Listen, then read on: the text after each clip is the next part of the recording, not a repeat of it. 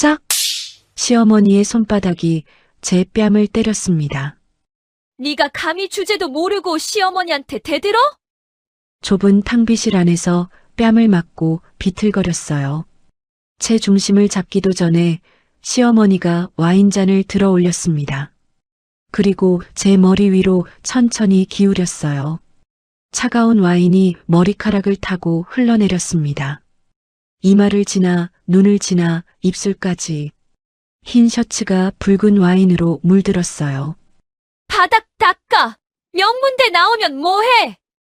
넌 평생 바닥이나 닦는 게 딱이야! 저는 무릎을 꿇었습니다. 그리고 손바닥으로 바닥을 닦기 시작했어요. 문 하나 사이로 수백 명이 웃고 떠드는 소리가 들렸습니다. 남편의 승진 파티였어요. 남편은 그 안에서 박수를 받고 있었고 저는 바로 옆 탕비실에서 짐승처럼 바닥에 엎드려 있었습니다. 결혼 생활의 시작은 이렇지 않았어요. 친정 엄마는 제 결혼 때 15억짜리 아파트를 해주셨습니다. 고급 외제차에 혼수까지 빠짐없이 준비해 주셨어요. 시어머니는 그때 제 손을 꼭 잡으시며 말씀하셨죠. 우리 며느리는 복덩이야. 우리 집안에 복을 가져왔어. 그랬던 제가 지금은 어쩌다 이 꼴이 됐을까요? 고작 50만 원 때문이었습니다. 친정이 망하니까 모든 게 달라졌어요. 복덩이는 짐짝이 됐고 며느리는 식모가 됐습니다. 15억을 해온 사람한테 50만 원이 아깝다더군요. 하지만 시어머니는 몰랐을 겁니다. 그날 아침에 제가 어떤 사람을 만났는지, 그리고 그 우연한 만남이 오늘 밤 이 자리에서 모든 것을 어떻게 뒤집어 놓을지. 뿌린 대로 거두는 건 나쁜 씨앗만 해당되는 게 아니더라고요. 어떻게 속 시원한 반전을 할 수 있었는지 들려드릴게요. 설거지, 산책할 때, 잠들기 전 이어서 듣기 편하게 지금 구독만 눌러두세요. 우리네 사연극장이 다음 편을 자동으로 챙겨드립니다. 오늘의 사연 시작합니다. 평일 오후 2시 강남 한복판 40평 아파트 거실에는 눈부신 햇살이 쏟아지고 있었습니다. 대리석 바닥이 윤기나게 반짝였고 통유리창 너머로는 서울의 스카이라인이 한눈에 들어왔죠. 누가 봐도 성공한 사람들이 사는 집이었습니다. 그런데 그 반짝이는 대리석 바닥 위에서 저는 무릎이 해진 낡은 트레이닝복 차림으로 기어다니고 있었습니다. 양손에 걸레를 쥐고 네 발로 엎드린 채 등에서는 땀이 줄줄 흘렀어요. 마치 이 집에 고용된 가사 도우미처럼요. 아니, 어쩌면 그보다 못한 존재였을지도 모르겠습니다. TV 옆 장식장에는 10년 전 결혼식 사진이 놓여 있었습니다. 사진 속에 저는 명품 웨딩드레스를 입고 세상을 다 가진 듯 환하게 웃고 있었죠. 그 옆에는 친정엄마가 고급 외제차 키와 아파트 등기권리증을 손에 들고 서 계셨어요. 시집가는 딸이 절대 기죽지 말라고 강남 한복판 15억짜리 아파트를 제 명의로 해주시고 남편에게는 고급 외제차를 선물했습니다. 충북에서 제일 가는 사과 과수원집 외동딸, 명문대 경영학과 수석 졸업, 대기업 기획팀 에이스.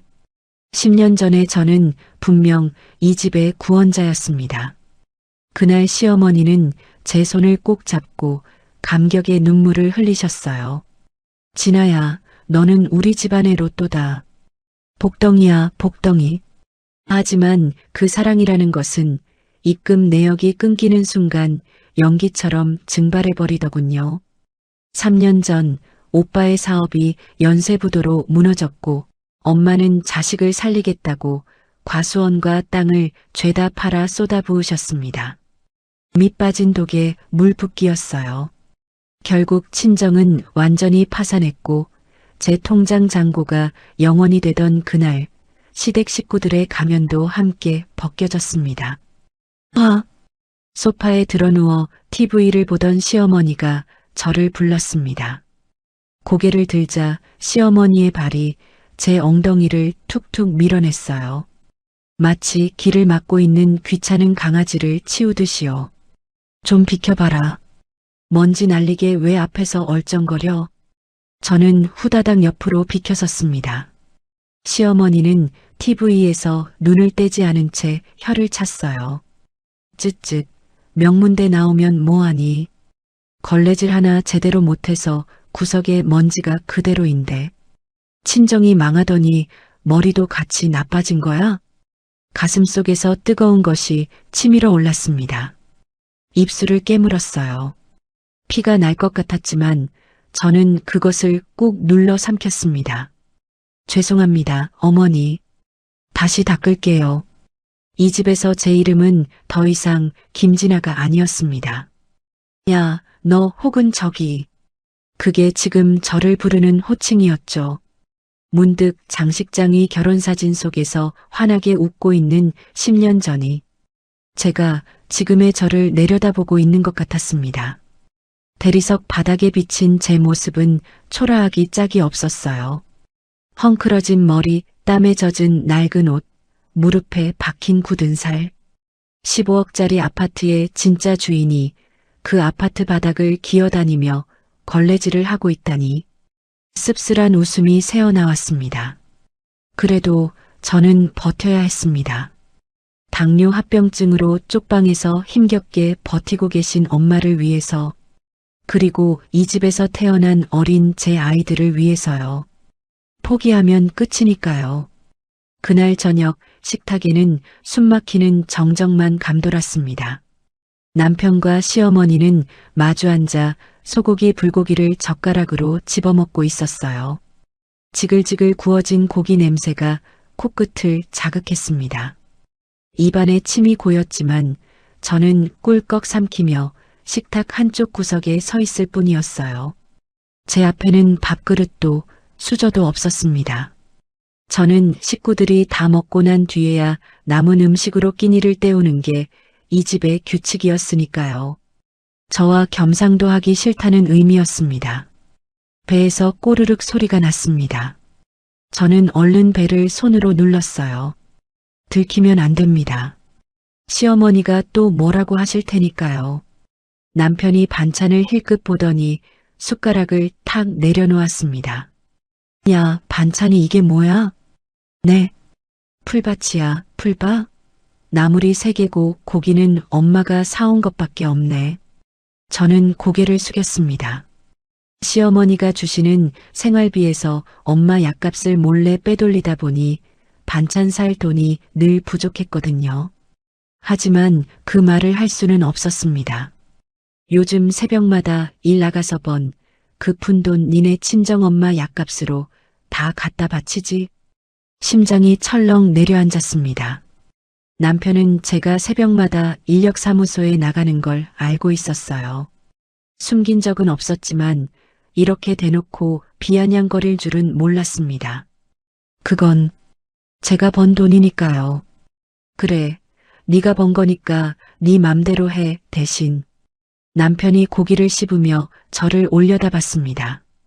그 눈빛이 서늘했어요. 집안일이나 애들 픽업 하나라도 펑크나면 그날로 끝이야. 이혼하고 양육권은 내가 가져간다. 알지? 양육권. 그 단어에 온몸이 얼어붙었습니다. 아이들은 제가 이 지옥 같은 집에서 버틸 수 있는 유일한 이유였어요. 아이들만 없었다면 진작에 이 집을 뛰쳐나갔을 겁니다. 알겠어요. 남편은 그제야 만족한 듯 밥을 떠먹었습니다. 시어머니도 흐뭇한 표정으로 아들을 바라보셨어요. 마치 잘했다는 듯이요. 잠시 후 남편이 뭔가 생각났다는 듯 말을 이었습니다. 아, 그리고 내일 모레 회사 창립기념 파티야. 이번에 나 승진 대상자거든. 가족 동행도 가능한데. 저는 순간 고개를 들었습니다. 설마 저도 같이 가자는 건가요? 결혼하고 10년 동안 남편 회사 행사에 단 한 번도 가본 적이 없었거든요. 너는 올 생각 마. 네. 쪽팔리니까. 쪽팔리다. 그 한마디가 가슴에 비수처럼 꽂혔습니다. 10년 전 결혼식 날 남편은 제 손을 꼭 잡고 말했었죠. 평생 당신만 바라보겠다고, 어디든 함께하겠다고. 그 사람이 지금 저를 보며 쪽팔리다고 말하고 있었습니다. 시어머니가 맞장구를 치셨어요. 당연하지. 그 꼴로 어딜 따라가려고 그러니? 준호야, 내가 갈게. 우리 아들 승진하는 날인데 엄마가 옆자리 지켜줘야지. 네, 그러세요, 엄마. 양복도 새로 맞췄어요. 내일 모레 찾으러 가려고요. 어머, 우리 아들 멋지겠다. 모자는 다정하게 웃으며 대화를 나눴습니다. 저는 그저 투명 인간처럼 서서 그 모습을 바라볼 뿐이었어요. 손톱이 손바닥을 파고들었지만 표정을 들키면 안 됐습니다. 울면 지는 거니까요. 저녁 설거지를 마치고 아이들을 재운 뒤 저는 부엌에서 내일 아침 국거리를 손질했습니다. 미역을 물에 불리고 두부를 깍둑 썰기 해두었어요.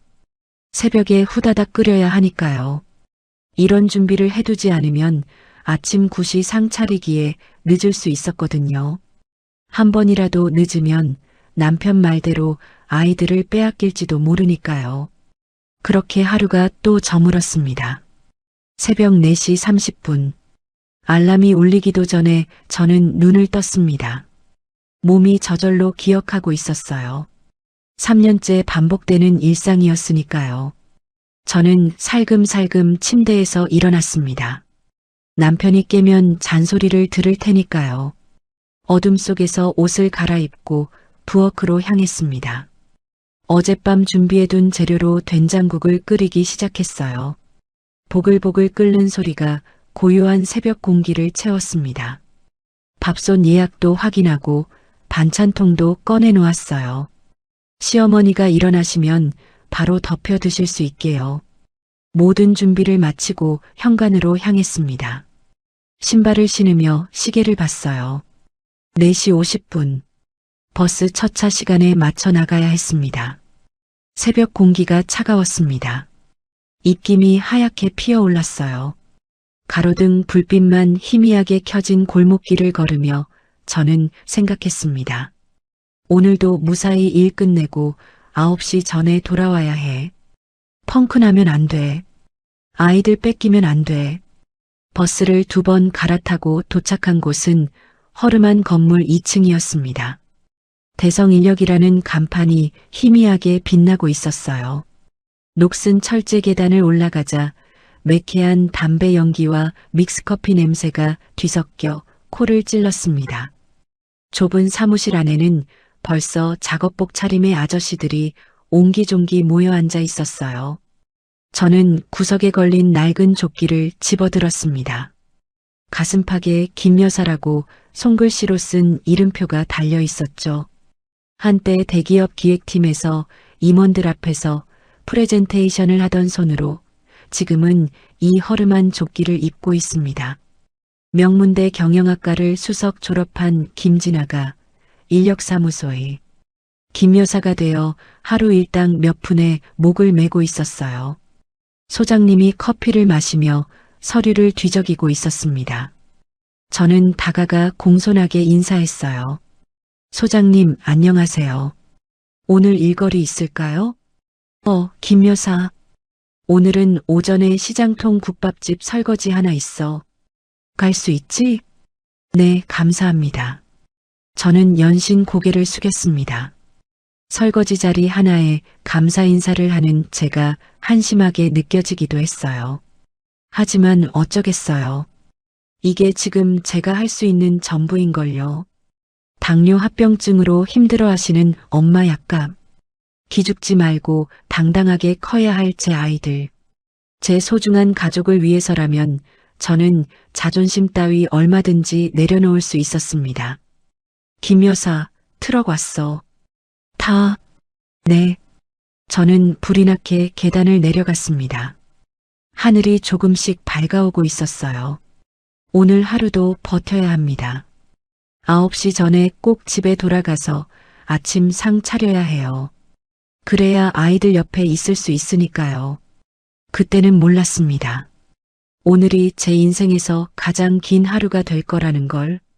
시장통 국밥집 주방은 이른 아침이지만 시장 상인들과 아침 해장을 하려는 손님들로 북적였습니다. 그릇 부딪히는 소리, 국자로 육수 퍼담는 소리, 사장님의 고함 소리. 저는 싱크대 앞에 서서 쉴 새 없이 밀려드는 그릇들을 닦아내고 있었어요. 뜨거운 물에 손이 불어터져 있었지만 멈출 수가 없었습니다. 오전 일당 4만 원. 그 돈이면 엄마 약 이틀치는 살 수 있으니까요. 그때 앞치마 주머니 속 핸드폰이 울렸습니다. 발신자를 보니 친정 이웃 아주머니였어요. 이상했습니다. 이 시간에 전화를 하시다니. 저는 고무장갑을 벗고 전화를 받았어요. 여보세요? 진아야. 귀청이 찢어질 듯한 울음소리가 터져 나왔습니다.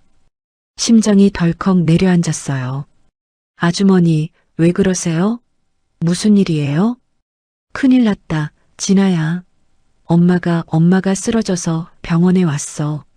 주방의 모든 소리가 멈춘 것 같았습니다. 아니, 제 귀에 아무것도 들리지 않았어요.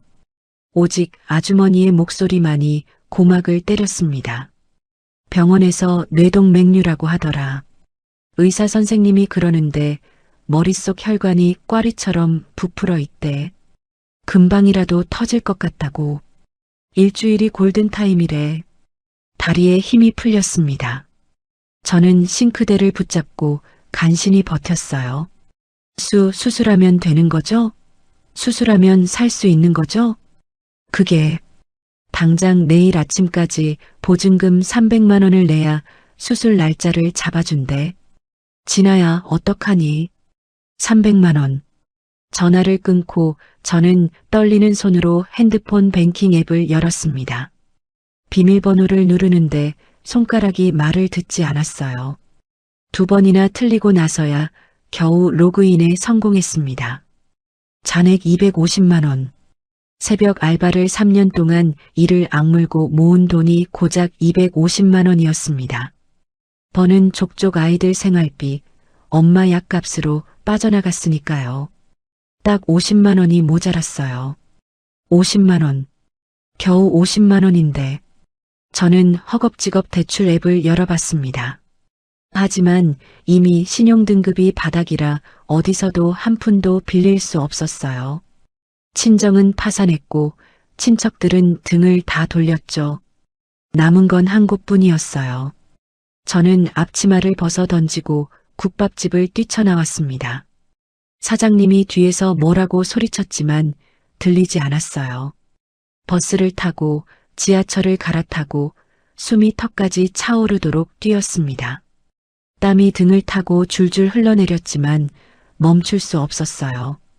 집 앞에 도착했을 때는 해가 뉘엿뉘엿 지고 있었습니다. 현관문을 열고 안으로 들어가자 안방에서 불빛이 새어나왔어요. 저는 떨리는 손으로 안방 문을 열었습니다. 남편이 전신 거울 앞에 서 있었습니다. 새 양복을 입고 있었어요.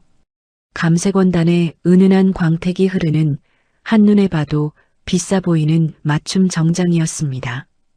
발에는 반들반들 윤이 나는 가죽 구두를 신고 있었고요. 남편은 거울 속 자신을 바라보며 흐뭇하게 웃고 있었어요. 소매 길이를 확인하고 어깨선을 만져보고 이리저리 포즈를 취하면서요. 여보, 남편이 고개도 돌리지 않았습니다. 거울 속 자기 모습에만 빠져 있었어요. 여보, 나 할 말이 있어. 뭔데? 지금 바빠. 저는 참았던 눈물이 왈칵 쏟아질 것 같았습니다. 하지만 꾹 참았어요. 울면 안 돼. 차분하게 말해야 해. 엄마가 쓰러졌어. 뇌동맥류래. 일주일 안에 수술 안 하면. 목이 메어 말을 잇지 못했습니다. 그래서 남편이 여전히 거울을 보며 대꾸했어요. 마치 날씨 얘기를 듣는 것처럼 무심하게. 수술비 보증금이 300만 원인데 50만 원이 모자라. 제발 딱 50만 원만 빌려줘. 그제야 남편이 거울에서 눈을 떼고 저를 바라봤습니다. 눈썹이 찌푸려졌어요. 뭐, 50만 원? 응, 50만 원만. 나중에 꼭 갚을게. 제발. 저는 무릎을 꿇었습니다. 남편의 바지가랑이를 붙잡았어요. 매달리듯이, 구걸하듯이.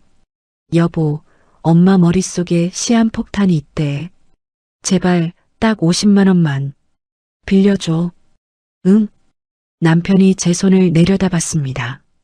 마치 더러운 것이 묻은 것처럼요. 그리고 귀찮다는 듯 저를 발로 밀어냈어요. 야, 재수없게 울고불고 난리야? 저는 바닥에 나뒹굴었습니다.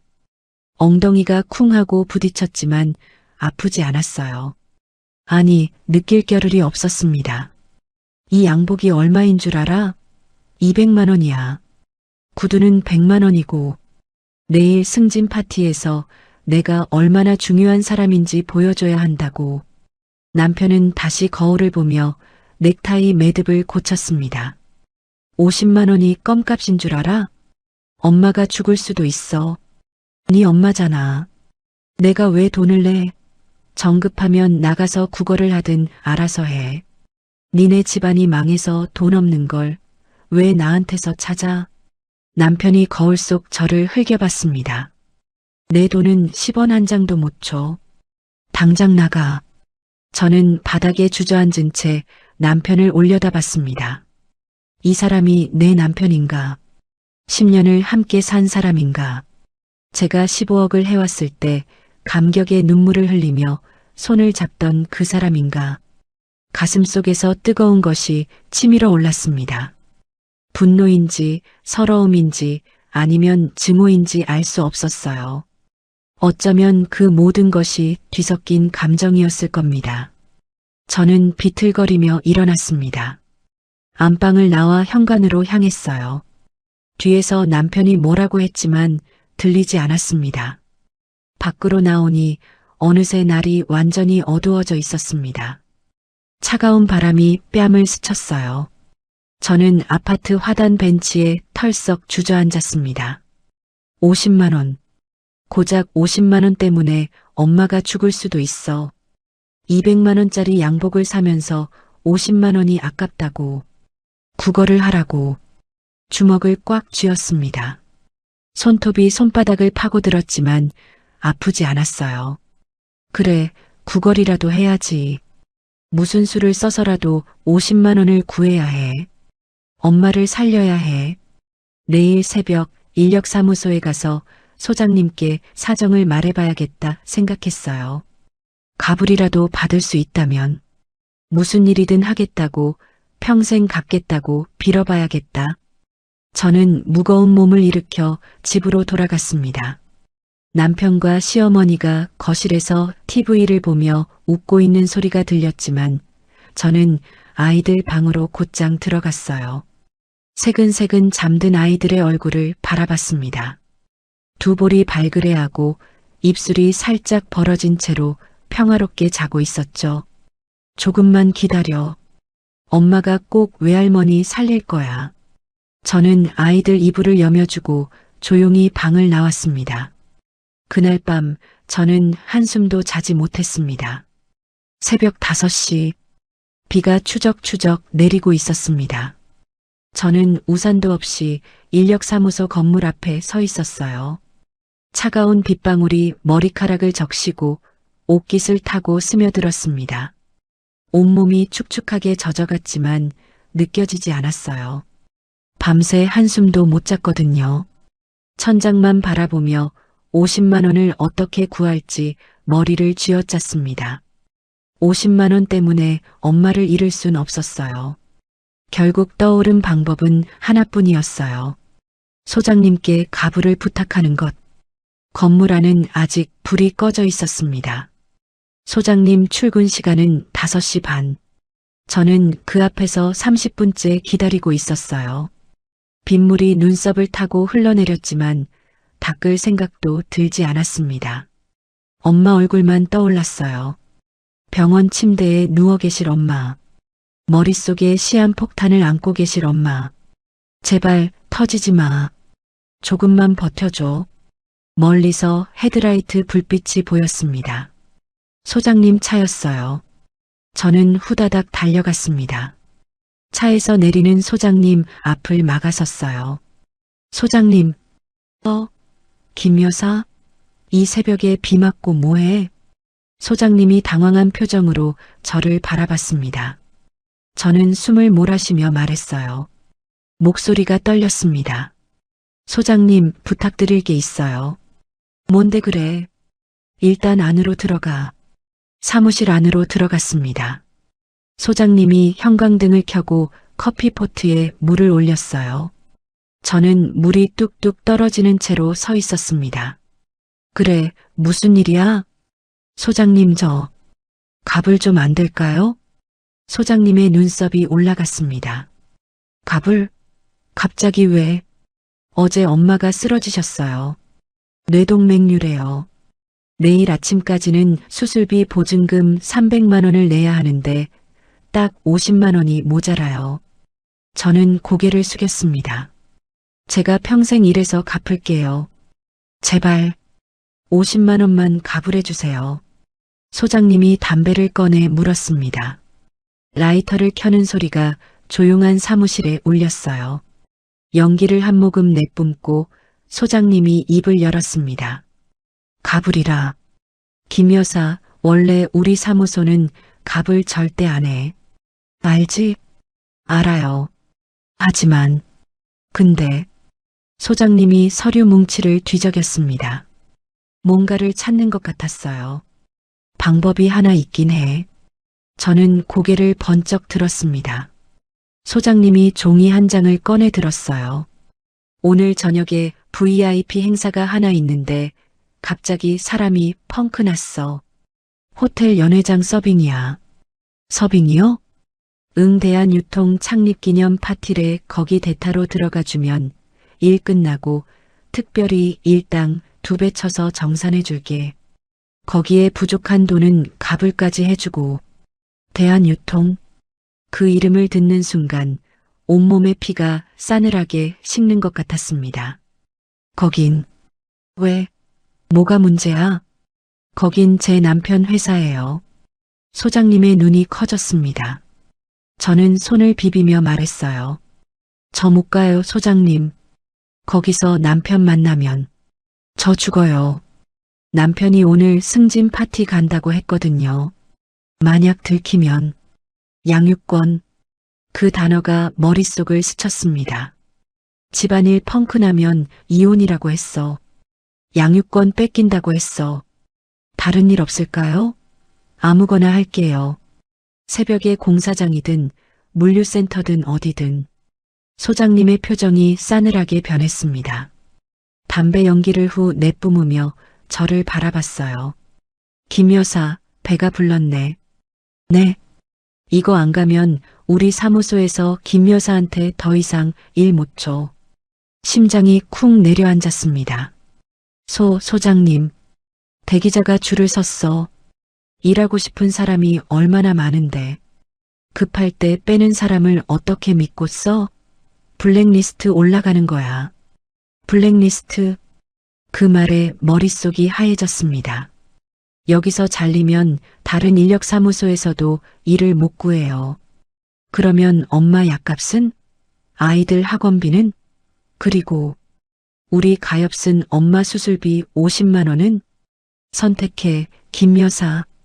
소장님이 담배를 제 떠리에 비볐습니다.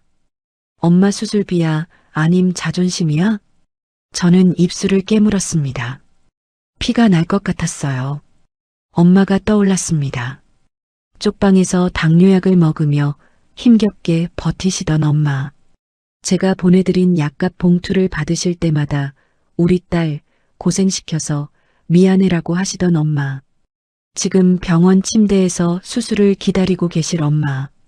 딸이 왜 병원에 못 오고 있는지 궁금해도 연락도 못하고 계실 우리 엄마. 그 엄마가 죽을 수도 있어. 50만 원이 없어서. 내가 겁을 먹어서. 할게요. 입에서 튀어나온 말이었습니다. 뭐? 연회장 일 할게요. 소장님의 표정이 풀렸습니다. 흡족한 미소가 번졌어요. 잘 생각했어, 김 여사.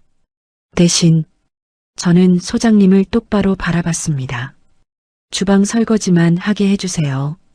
홀에는 절대 안 나가는 조건이에요. 주방에만 있으면 손님들 눈에 안 띄잖아요. 소장님이 잠시 생각하더니 고개를 끄덕였습니다. 알았어. 연회장 주방 설거지면 그것도 일이지 뭐. 그렇게 해줄게. 감사합니다, 소장님. 저는 허리를 깊이 숙였습니다. 소장님이 서류를 정리하며 말했어요. 오전에는 어제처럼 국밥집 가. 아, 그리고 어제 갑자기 나온 건 죄송하다고 빌어. 국밥집 가서 점심때까지 일하고 저녁 6시까지 호텔로 와. 주소는 문자로 보내줄게.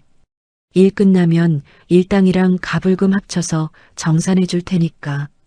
네, 알겠습니다. 사무실을 나왔을 때 비가 조금 잦아들어 있었습니다. 하늘이 희부옇게 밝아오고 있었어요. 저는 버스 정류장으로 걸어가며 생각했습니다. 오전에는 국밥집에서 설거지, 저녁에는 남편 회사 파티장에서 설거지. 주방에만 있으면 괜찮아. 남편은 연회장 홀에 있을 거고 시어머니도 마찬가지야. 주방에 들어올 리가 없어. 들킬 일 없어. 그렇게 스스로를 다독이면서도 가슴 한쪽이 싸늘하게 얼어붙는 것 같았습니다. 오늘 하루만 버티면 돼. 50만 원만 손에 쥐면 엄마 수술비 보증금 낼 수 있어. 그러면 엄마는 살 수 있어. 버스가 왔습니다.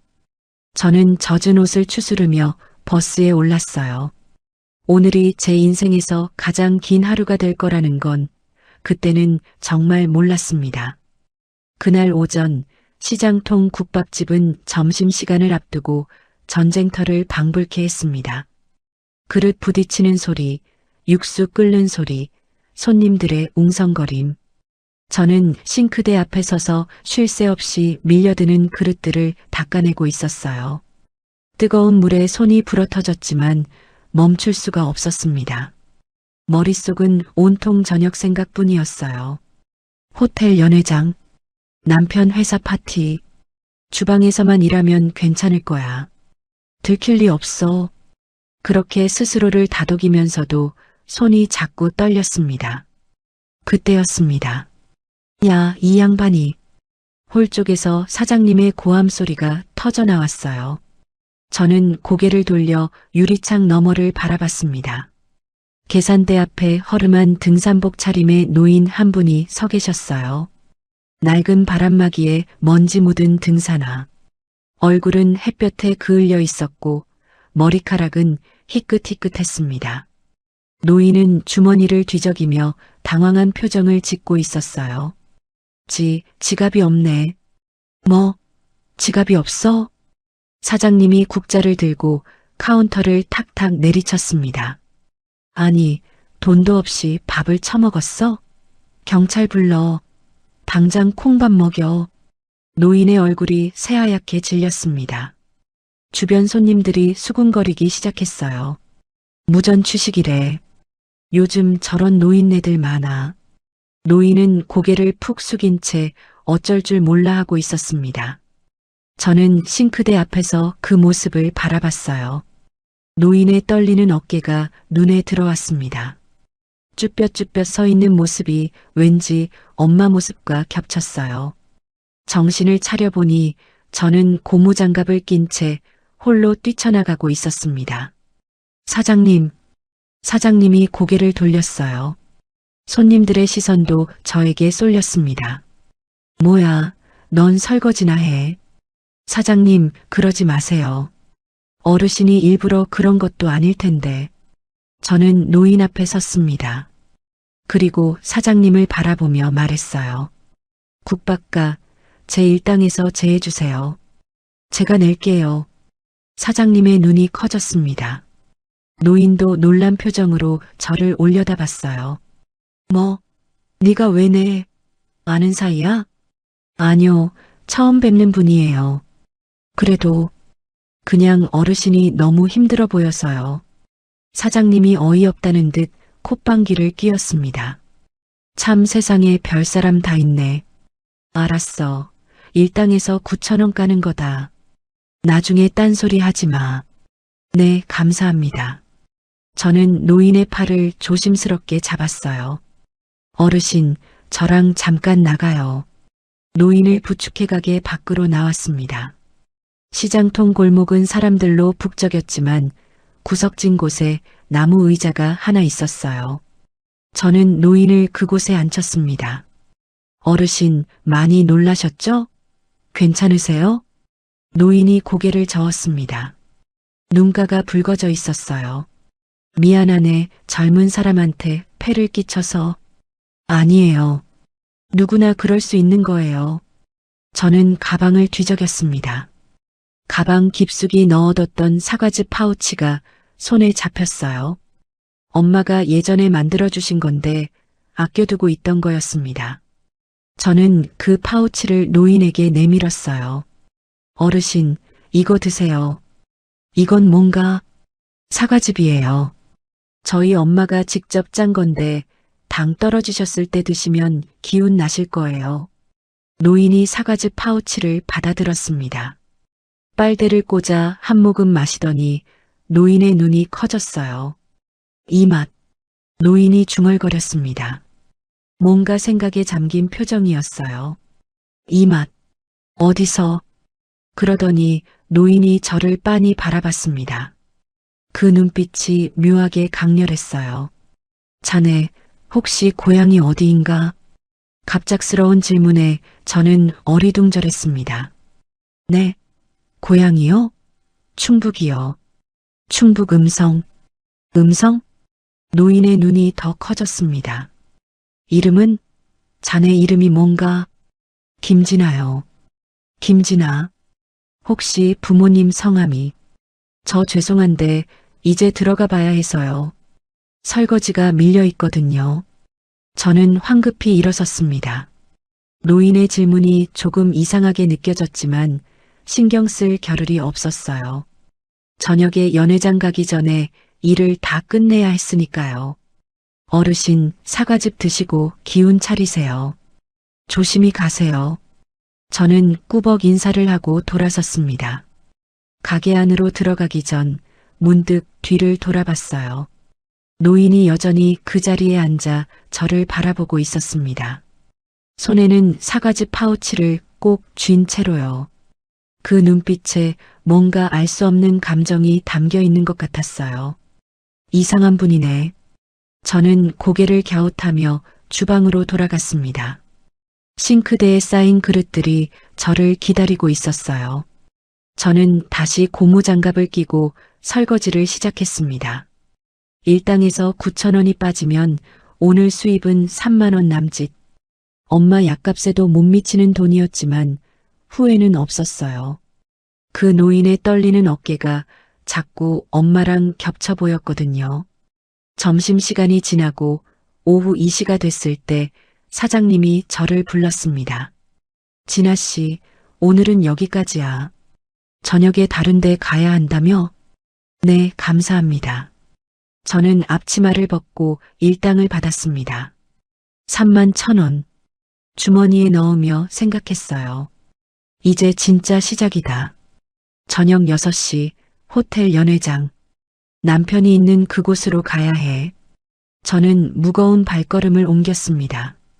등 뒤에서 누군가 저를 지켜보고 있다는 느낌이 들었지만 돌아보지 않았어요. 지금은 앞만 보고 가야 했으니까요. 저녁 6시 호텔 앞. 택시에서 내린 저는 잠시 멈춰 섰습니다. 호텔 정문 쪽이 눈에 들어왔어요. 정장 차림의 사람들이 삼삼오오 모여 로비로 들어가고 있었습니다. 남자들은 깔끔하게 다림질된 양복을 입고 여자들은 단정한 원피스나 투피스 정장을 차려입고 있었어요. 도어맨이 공손하게 문을 열어주고 안내 직원이 행사장 방향을 알려주고 있었죠. 회사 창립 기념 파티다운 격식 있는 분위기였습니다. 10년 전이었다면 저도 저 정문으로 들어갔을 거예요. 남편 팔짱을 끼고 깔끔하게 차려입고 당당하게요. 15억을 해온 며느리로서, 남편을 내조하는 아내로서. 하지만 지금 제가 가야 할 곳은 저기가 아니었습니다. 저는 호텔 건물을 돌아 뒷골목으로 향했어요. 직원 전용 뒷문. 정문과는 완전히 다른 세계였습니다. 음식물 쓰레기 냄새가 코를 찔렀고 바닥에는 물기가 질퍽거렸어요. 하역장에서 식자재를 나르는 인부들이 분주하게 오갔습니다. 앞쪽의 화려함은 온데간데 없이 여기는 그저 일터의 뒷모습이었어요. 저는 그 사이를 비집고 건물 안으로 들어갔습니다. 지하 1층 직원 라커룸. 형광등 불빛이 차갑게 내리쬐는 좁은 공간이었어요. 벽면에는 낡은 사물함들이 빼곡히 늘어서 있었고 어디선가 곰팡이 냄새가 났습니다. 위층 연회장의 격식과는 천지 차이였어요. 소장님이 문자로 보내준 대로 사물함 번호를 찾았습니다. 안에는 검은색 유니폼이 걸려 있었어요. 흰 셔츠에 검정 조끼, 검정 바지, 그리고 위생 모자와 마스크. 저는 옷을 갈아입기 시작했습니다. 낡은 옷을 벗고 유니폼을 입었어요. 단추를 채우는 손이 떨렸습니다. 한 번, 두 번 단추 구멍을 놓쳤어요. 마음을 가다듬고 다시 시도했습니다. 거울 앞에 섰습니다. 모자를 푹 눌러 쓰고 검은 마스크로 얼굴을 눈 밑까지 철저히 가렸어요. 거울 속 제 모습은 낯설었습니다. 명문대를 수석 졸업하고 대기업 기획팀 에이스였던 김진아. 지금은 호텔 주방 알바생으로 있었어요. 그것도 남편한테 들킬까봐 노심초사하면서요. 초라했습니다. 비참했습니다. 하지만 돌아갈 수 없었어요. 저는 심호흡을 했습니다. 눈을 감고 스스로에게 말했어요. 괜찮아. 딱 4시간이야. 이런 생각조차 사치야. 여기서 일만 끝내면 50만 원 값을 받을 수 있어. 그러면 엄마 수술비 보증금 300만 원을 채울 수 있어. 엄마가 수술 받을 수 있어. 엄마가 살 수 있어. 주방 안에서 접시만 닦으면 돼. 홀에는 안 나가기로 했잖아. 남편은 연회장에 있을 거고 시어머니도 마찬가지야. 주방까지 들어올 리가 없어. 아무도 못 알아봐. 들킬 리 없어. 눈을 떴습니다. 거울 속에 제가 저를 바라보고 있었어요. 마스크 위로 드러난 눈에 두려움이 가득했지만 저는 애써 외면했습니다. 엄마 얼굴이 떠올랐어요. 병원 침대에 누워 수술을 기다리고 계실 엄마. 머릿속에 시한폭탄을 안고 계실 엄마. 그 생각을 하니 두려움이 조금 가라앉았습니다. 엄마를 위해서라면 이보다 더한 일도 할 수 있어. 라커룸을 나와 복도를 걸었어요. 콘크리트 바닥에 제 발소리만 울렸습니다. 위층으로 올라가는 계단 앞에 주방 표지판이 보였어요. 화살표가 오른쪽을 가리키고 있었습니다. 저는 그쪽으로 발걸음을 옮겼어요. 복도를 걸을수록 소음이 커졌습니다.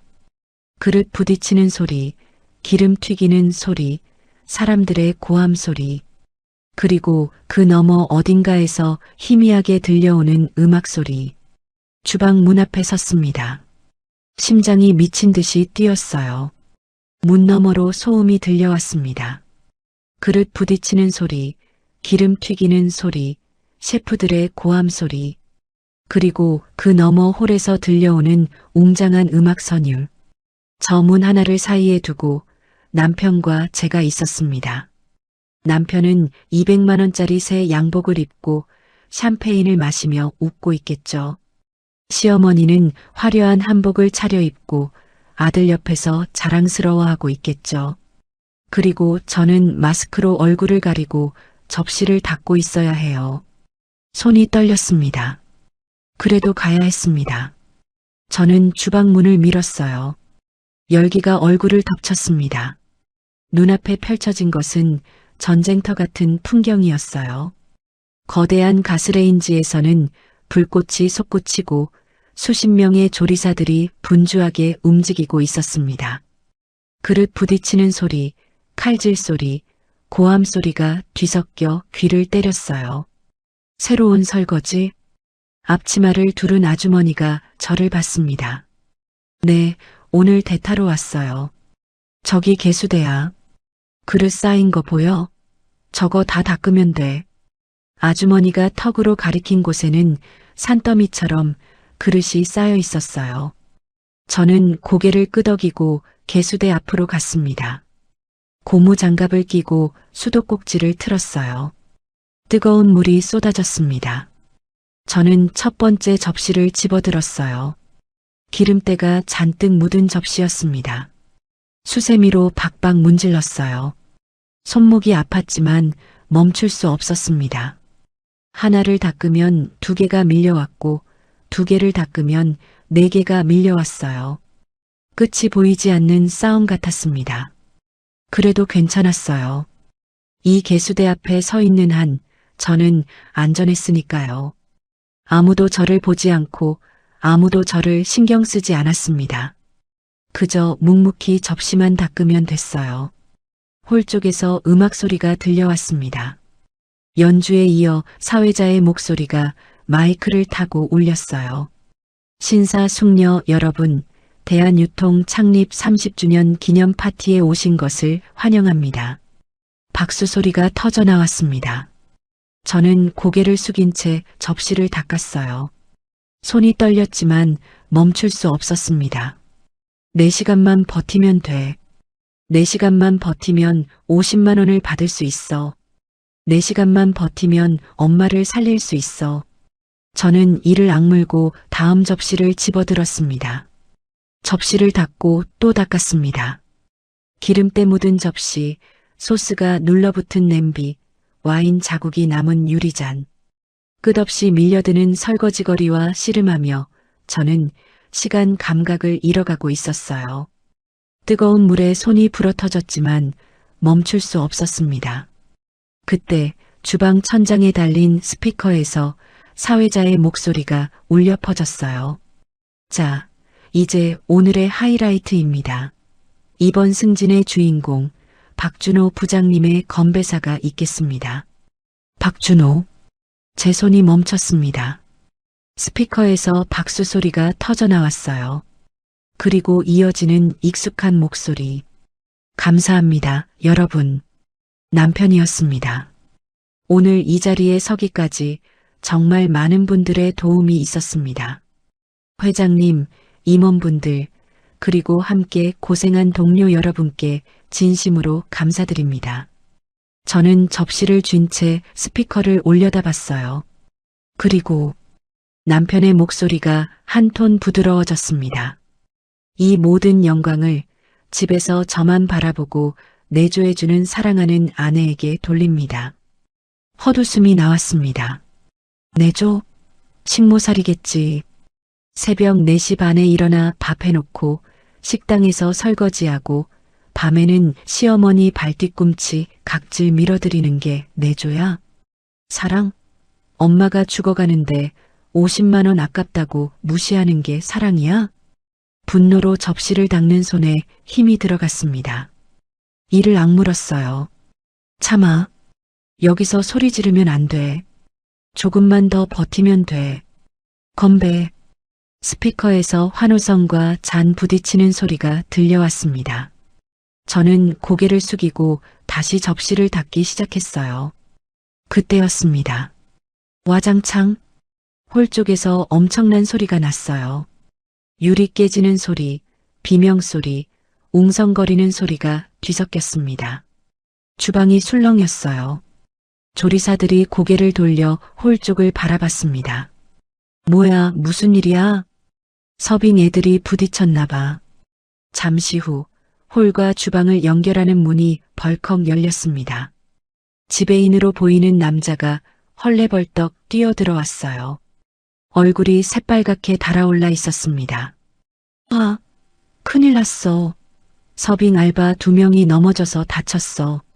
유리 파편에 손 베어서 병원 갔고. 지배인이 주방을 둘러보며 소리쳤어요. 지금 홀서빙 손이 비었단 말이야. 누구 없어? 조리사들이 서로 눈치를 봤습니다. 아무도 나서지 않았어요. 지배인의 눈이 저를 향했습니다. 거기 너, 설거지하는 사람. 심장이 덜컥 내려앉았어요. 마스크 쓰고 있으니까 딱 좋네. 당장 홀로 나가.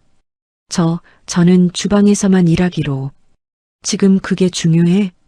홀에 손님들 음료 서빙할 사람이 없다고. 지배인이 쟁반을 제 손에 쥐어줬습니다. 안 나가면 오늘 일당 없어. 그리고 인력사무소에 클레임 넣을 거야. 다시는 일 못 구하게 해줄게. 선택의 여지가 없었습니다. 50만 원. 엄마 수술비. 여기서 쫓겨나면 다 끝이야. 저는 떨리는 손으로 쟁반을 받아들었어요. 위에는 샴페인 잔들이 놓여 있었습니다. 빨리 움직여. 지배인이 등을 떠밀었습니다. 저는 비틀거리며 홀로 통하는 문 앞에 섰어요. 문 너머로 화려한 조명이 보였습니다.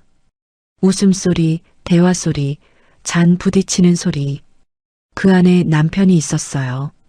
시어머니가 있었어요. 심호흡을 했습니다. 고개를 최대한 숙이고 모자를 더 깊이 눌렀었어요. 마스크가 제대로 가려져 있는지 손으로 확인했습니다. 괜찮아. 고개만 숙이고 있으면 돼. 빨리 서빙하고 돌아오면 돼. 저는 문을 밀고 홀로 나갔습니다. 화려한 샹들리에 조명 아래 정장 차림의 사람들이 웃고 떠들고 있었어요. 저는 고개를 푹 숙인 채 벽을 따라 움직였습니다. 남편이 동료들과 와인을 마시는 테이블이 보였어요. 저는 그 옆을 스쳐 지나갔습니다. 심장이 터질 듯이 뛰었어요. 제발 쳐다보지 마. 제발. 아무도 저를 보지 않았습니다. 저는 그저 투명인간처럼 수많은 손님들 사이를 누비며 샴페인을 날랐어요. 괜찮아. 이대로만 하면 돼. 그때까지는 그렇게 믿고 있었습니다. 연회장 구석, 샴페인 타워가 있는 음료 테이블. 저는 그 뒤에 서서 고개를 푹 숙이고 있었습니다. 손님들이 다가오면 음료를 건네고 빈잔을 치우고 다시 고개를 숙이고 기계처럼 반복했어요. 누구와도 눈을 마주치지 않으려고요. 샹들리에 조명이 화려하게 빛나고 있었습니다. 정장 차림의 사람들이 웃고 떠들며 파티를 즐기고 있었어요. 그 한가운데서 저만 유령처럼 숨어 있었습니다. 검은 유니폼에 검은 마스크, 푹 눌러쓴 모자, 초라하기 짝이 없는 모습이었죠. 그때 익숙한 목소리가 들려왔습니다. 어머님, 오늘 한복 정말 곱네요. 호호, 그래요? 우리 아들이 오늘 승진하는 날인데 제대로 차려입어야죠. 시어머니였습니다. 저는 더 깊이 고개를 숙였어요. 심장이 쿵쾅쿵쾅 뛰기 시작했습니다. 시어머니는 화려한 자주색 한복을 입고 있었어요. 금박이 들어간 저고리에 윤기 나는 비녀까지. 주변에는 남편 또래의 남자 직원과 그 부인으로 보이는 여자분이 함께 서 있었습니다. 남편 동료 부부인 것 같았어요. 저희 남편도 사모님처럼 어머니 모시고 오시면 좋았을 텐데. 박 부장님은 효자시네요. 우리 준호가 원래 효심이 깊어요. 이번 승진도 다 그런 복 받은 거죠. 시어머니가 흐뭇하게 웃었습니다. 근데 부장님, 부인분은 안 오셨어요? 순간 숨이 멎는 것 같았어요. 저는 테이블 뒤에서 몸을 더 웅크렸습니다. 아, 며느리요? 시어머니가 잠깐 멈칫하더니 능숙하게 웃음을 지었어요. 오늘 몸이 좀 안 좋아서요. 집에서 쉬고 있어요. 어머, 그래요? 많이 아프신가 봐요. 뭐, 별거 아니에요. 그나저나 오늘 음식이 정말 좋네요. 이 호텔이 원래 뷔페로 유명하잖아요. 시어머니가 능숙하게 화제를 돌렸습니다. 며느리 얘기는 더 이상 하고 싶지 않다는 게 뻔히 보였어요. 저는 이를 악물었습니다. 몸이 안 좋아서 집에서 쉬고 있다고. 지금 저 바로 옆에서 서빙하고 있는데. 아이고, 목이 마르네.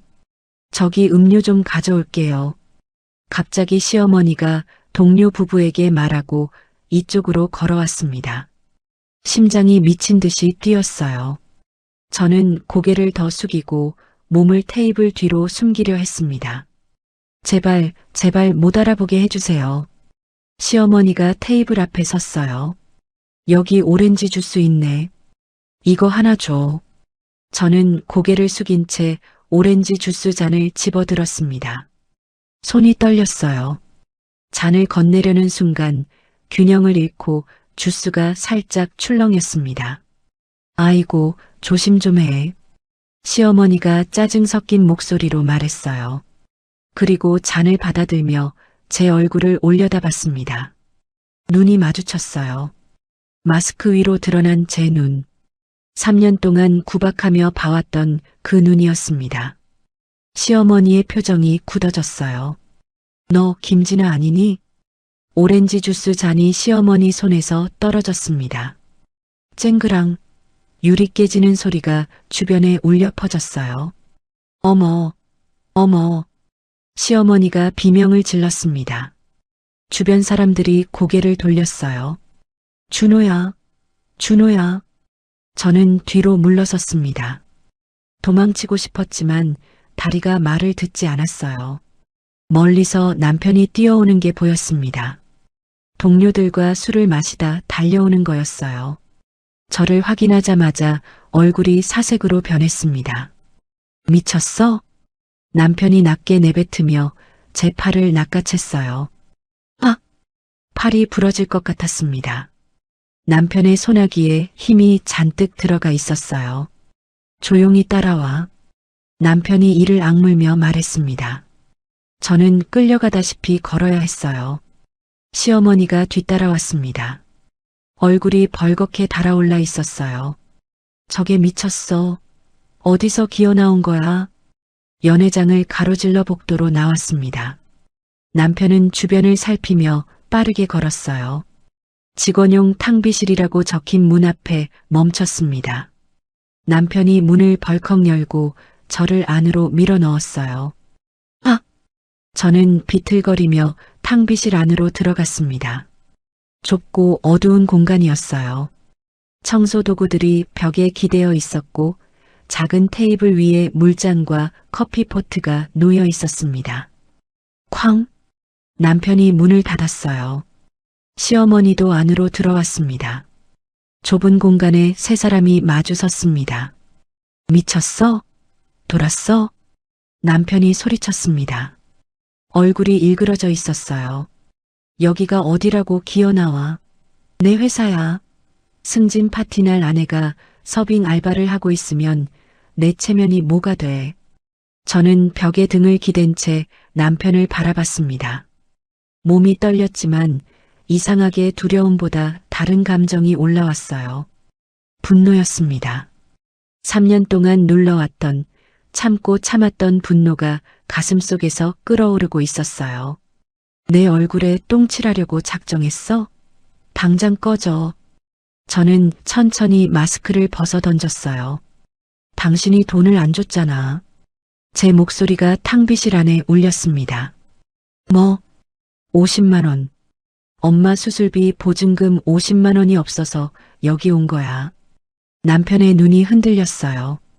엄마가 뇌동맥류로 쓰러졌어. 일주일 안에 수술 안 하면 죽어. 그래서 당신한테 빌었잖아. 무릎 꿇고 빌었잖아. 50만 원만 빌려달라고. 목소리가 떨렸습니다. 눈에 눈물이 차올랐어요. 근데 당신이 뭘 했어? 200만 원짜리 양복 사면서 50만 원은 아깝대. 구걸이나 하라고 했잖아. 야, 지금 그게 중요한 게 아니라. 중요해. 저는 소리쳤어요. 억눌렸던 감정이 터져나왔습니다. 나한테는 그 50만 원이 세상에서 제일 중요해. 엄마 목숨이 달린 돈이라고. 남편이 한 발 물러섰어요. 제가 이렇게 소리 지르는 건 처음 보는 거였을 거예요. 우리 엄마가 사준 아파트에서 떵떵거리며 살고 우리 엄마가 사준 차 타고 다니면서 3년 동안 식모처럼 부려먹으면서 고작 50만 원 하나 못 줘? 눈물이 볼을 타고 흘러내렸습니다. 어떻게 나한테 이래? 시어머니가 끼어들었어요. 야, 김진아. 지금 누구한테 소리를 질러? 저요? 저는 이 집에 15억을 해온 며느리예요. 40평 아파트랑 외제차를 통째로 가져온 사람이에요. 어머님이 살고 있는 그 집, 여기 올 때 타고 온 그 차, 다 우리 엄마가 사준 거잖아요. 근데 지금 어머니는 뭘 하고 계세요? 제 아파트에서 저한테 식모 취급이나 하고 있잖아요. 뭐라고? 시어머니 얼굴이 벌겋게 달아올랐어요. 친정이 망하기 전에는 로또라면서요. 복덩이라면서요. 돈이 떨어지니까 이제 짐짝이에요? 이게 시어머니가 손을 들어 올렸습니다. 저는 피하지 않았어요. 짝! 뺨이 화끈거렸습니다. 하지만 저는 시어머니를 똑바로 바라봤어요. 때리세요. 3년 동안 그렇게 해왔잖아요. 근데 그렇다고 제가 가져온 15억이 사라지나요? 시어머니의 눈이 흔들렸습니다. 저는 오늘 여기서 일해서 50만 원 받으면 엄마 수술비 낼 거예요. 당신들이 뭐라고 하든. 방 안에 침묵이 흘렀습니다. 저는 바닥에 떨어진 마스크를 집어들었어요. 그리고 문을 향해 걸어갔습니다. 어디가? 아직 얘기 안 끝났어. 남편이 소리쳤지만 저는 멈추지 않았어요. 문고리를 잡는 순간 문이 벌컥 열렸습니다. 눈부신 불빛이 쏟아져 들어왔어요. 그리고 문 앞에 누군가 서 있었습니다. 문 앞에 서 있던 건 호텔 직원이었습니다. 여기 직원용 공간인데. 직원이 안을 들여다보다가 남편과 눈이 마주쳤어요. 남편이 재빨리 웃음을 지으며 다가갔습니다. 아, 죄송합니다. 가족끼리 잠깐 얘기 좀 하고 있었어요. 금방 나갈게요. 아, 네, 알겠습니다. 직원이 고개를 끄덕이고 돌아갔어요. 남편이 문을 닫았습니다. 다시 좁은 탕비실에 세 사람만 남았어요. 남편이 저를 노려봤습니다. 야, 아직 끝난 거 아니야. 어디 가려고? 저는 문고리를 잡은 채 멈춰 섰어요. 다리가 떨렸습니다. 시어머니가 테이블 위에 놓인 와인잔을 집어들었어요. 누군가 마시다 둔 건지 반쯤 차 있었습니다. 이게 감히 시어머니한테 대들어? 시어머니의 목소리가 차갑게 가라앉았어요. 눈빛이 달라져 있었습니다. 연회장에서 동료 부부 앞에서 웃던 그 얼굴이 아니었어요. 진짜 얼굴이었습니다. 15억 물고 왔다고 잘난 척하더니 꼴 좋다. 시어머니가 저에게 다가왔어요. 그리고 와인잔을 제 머리 위로 천천히 기울였습니다. 차가운 액체가 머리 위로 쏟아졌어요. 붉은 와인이 머리카락을 타고 흘러내렸습니다. 이마를 지나 눈썹으로, 볼을 타고 턱으로. 흰 셔츠가 빨갛게 물들었어요. 포도 냄새가 코를 찔렀습니다. 저는 움직이지 못했어요. 눈을 감은 채 서 있었습니다. 와인이 눈꺼풀을 타고 흘러 입술 사이로 스며들었어요. 쓴맛이 혀에 닿았습니다. 결혼식이 떠오르더라고요. 시어머니가 제 손을 잡고 우리 며느리 복덩이라며 축하 샴페인을 따라주셨죠. 지금은 와인이 제 머리 위로 쏟아지고 있었습니다. 어머, 와인 쏟아졌네. 시어머니가 빈정거렸어요. 치워. 바닥에 흘렀잖아. 저는 눈을 떴습니다. 시어머니를 바라봤어요. 와인이 속눈썹에 맺혀 시야가 흐렸습니다. 왜 못 치워? 네가 흘린 거잖아. 손으로 닦아? 안 해? 시어머니의 눈이 매섭게 빛났어요. 저는 천천히 무릎을 꿇었습니다. 무릎이 차가운 바닥에 닿았어요. 와인 웅덩이 앞에 엎드렸습니다. 손바닥으로 바닥을 훔치기 시작했어요. 와인이 손에 묻었습니다. 차갑고 끈적했어요. 마치 피 같았습니다. 제 자존심에서 흘러나온 피. 그래, 그게 네 자리야. 시어머니가 위에서 내려다보며 말했어요. 명문대 나왔으면 뭐해? 바닥이나 닦는 게 딱이야. 저는 아무 말도 하지 못했습니다. 그저 바닥만 닦았어요. 손바닥이 빨갛게 물들었습니다. 엄마, 이제 그만해요. 사람들 올 수도 있어요. 남편의 목소리가 들렸어요. 저는 남편을 올려다봤습니다. 바닥에 엎드린 채로, 여보, 남편이 저를 봤어요. 눈이 마주쳤습니다. 하지만 거기에는 아무 감정도 없었어요. 걱정도 미안함도 그저 귀찮다는 표정뿐이었습니다. 빨리 끝내고 나와요, 엄마. 내가 밖에서 지키고 있을게. 남편이 문을 열고 나갔어요. 저는 그 뒷모습을 바라봤습니다. 10년을 함께 산 사람이 문을 닫고 나가는 모습을. 탕비실에 저와 시어머니만 남았습니다. 잘 됐네. 이제 우리 둘이야. 시어머니가 제 앞에 쭈그려 앉았어요. 눈높이를 맞추더니 제 턱을 손으로 움켜쥐었습니다. 손톱이 살을 파고들었어요. 알아? 네 친정 망했을 때 우리 집안에서 뭐라고 했는지 쫓아내자고 했어. 당장 이혼시키자고. 턱을 쥔 손에 힘이 들어갔어요. 근데 내가 말렸어. 왜? 손주들 때문이지. 쟤네 엄마가 필요하니까. 시어머니가 제 얼굴을 좌우로 흔들었어요. 목이 꺾일 것 같았습니다. 근데 그것도 내 맘이야. 네가 잘못하면 언제든 내보낼 수 있어. 양육권? 돈 있는 쪽이 이기는 거야. 너한테 뭐가 있어? 애들한테 말해줄까? 엄마가 아빠 회사 파티장에서 서빙 알바하다 걸렸다고. 친구들한테 소문나면 어떨까? 창피해서 학교 못 다니겠다. 심장이 철렁 내려앉았어요. 아이들, 제 아이들. 민준이, 서연이 얼굴이 떠올랐습니다. 학교에서 손가락질 받는 아이들 모습이. 그러지 마세요. 애들은 아무 잘못 없잖아요. 그럼 똑바로 굴어. 시키는 대로 해. 알았어? 저는 고개를 끄덕였습니다. 고개를 끄덕이는 것밖에 할 수 있는 게 없었어요. 시어머니가 제 턱을 놓았어요. 그리고 일어서며 제 머리를 손으로 쓸어내렸습니다. 마치 개를 쓰다듬듯이. 좋아. 그리고 오늘 일은 입 밖에 내지 마. 누구한테든. 특히 네 친정엄마한테.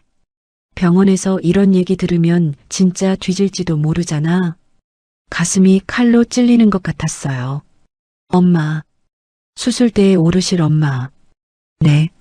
시어머니가 일어섰어요. 옷매무새를 다듬으며 문 쪽으로 갔습니다. 정리하고 나와 앞에 있을 테니까. 그 꼴로 밖에 나가면 안 되겠네. 문이 열리고 닫혔어요. 탕비실에 저 혼자 남았습니다. 무기력한 제 모습이 너무 싫었어요. 어쩌다 이렇게 된 걸까요? 바닥에 엎드린 채 저는 움직일 수가 없었어요. 머리카락에서 와인이 뚝뚝 떨어졌습니다. 흰 셔츠는 온통 붉게 물들어 있었어요. 손은 끈적끈적했고 무릎은 차가웠습니다. 문 밖에서 파티 음악 소리가 희미하게 들려왔습니다. 사람들이 웃고 떠드는 소리도요.